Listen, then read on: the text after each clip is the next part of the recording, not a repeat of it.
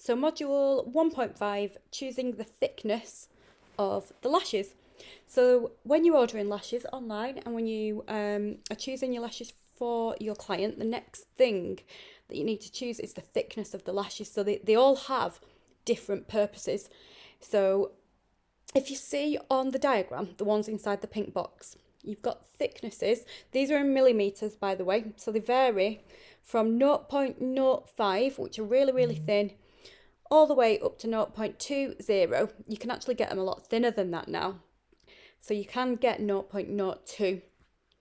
So we'll just cover classic lashes first. So if you might think, all right, well, I want my client's lashes to be as thick as possible. I want them to look really dramatic. I'm going to use 0.25. That won't work. It's going to be too heavy and too chunky for your client's natural lash. So if you used 0.25s, what would happen is that the heaviness, the weight of the lash would physically pull your client's lashes down.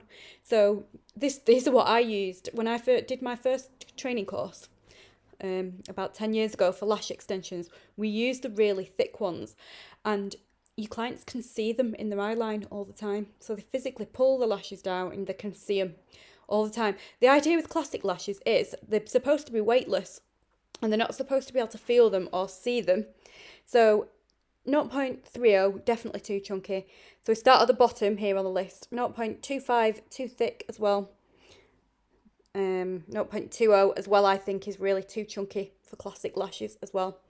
So the two thicknesses that I always go for classic lashes is 0.15 and 0.18 for classic lashes, because you've got a really good balance. They're thick enough so that you have the drama, you can see them, they're impactive, you can they're not a waste of time.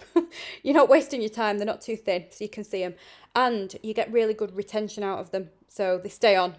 They stay attached to your client's lashes because they're not too chunky and too heavy. So your clients can comfortably comb their lashes, wash the lashes. They can sleep on the face, and these ones don't tend to fall off. So yeah, you get really good retention out of 0.15s and 0.18s.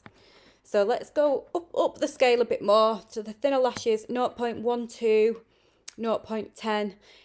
Personally, for me, I feel that they don't really have a purpose because they're too thin for classic lashes and then they're too chunky for Russian volume lashes. So if you put 2 or 3 on of those, they're too heavy and too chunky and they don't stay on. So they've got no place really. They don't really have a purpose. So let's go up the scale a bit more.